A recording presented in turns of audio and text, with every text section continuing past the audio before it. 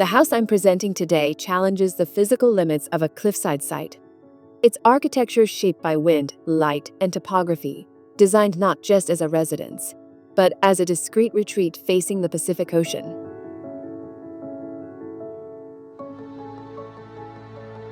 Located in Matanzas, Chile, the Pujol-Otaegui House rests on a 65-meter-high cliff overlooking the sea. Its U-shaped layout wasn't just a formal choice, but a direct response to three key challenges: shielding against strong southwestern winds, maintaining privacy from neighboring lots, and capturing unobstructed views of the blue horizon. At the heart of the house is the glazed central volume that brings together the living room, kitchen, and dining area.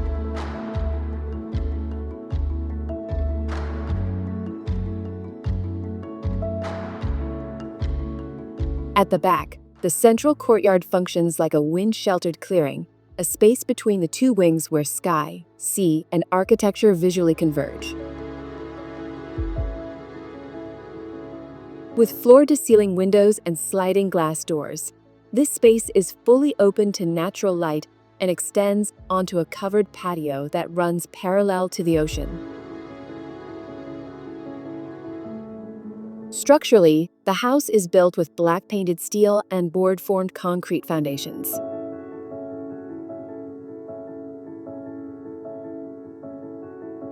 Inside, white surfaces and light wood flooring amplify the sense of space, allowing the ocean view to remain the focal point at all times.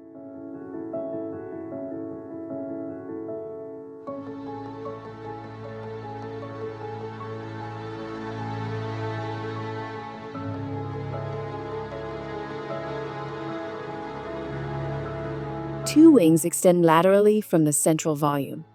One contains the main bedrooms and two planted atriums. The other, set at a sharper angle, houses the covered parking area and leads to the guest bedroom and support spaces. Green roofs at the ends of the wings reinforce the connection with the landscape while contributing to thermal comfort. On colder days, warmth is provided by radiators and a strategically placed wood-burning fireplace in the living area. The steep slope of the terrain was not an obstacle. It became inspiration. The north and south facades are clad in vertical pine slats in varying tones, following a cut-off diamond shape that adapts to the land's contours. In the parking area, these slats transform into a functional lattice that filters light and air.